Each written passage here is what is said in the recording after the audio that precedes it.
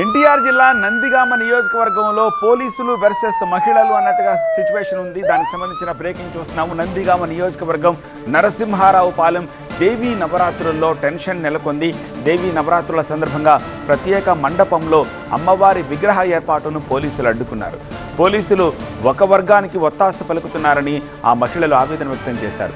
విగ్రహాన్ని రోడ్డుపైనే ఉంచి మహిళలు ఆందోళన చేశారు. అర్ధరాత్రి జోరు వానలో కూడా బైఠాయించి నిరసన తెలిపారు మహిళలు. గతంలో బతుకమ్మ సంబరాలను అడ్డుకున్నారని పోలీసులు ఆరోపిస్తున్నారు మహిళలు.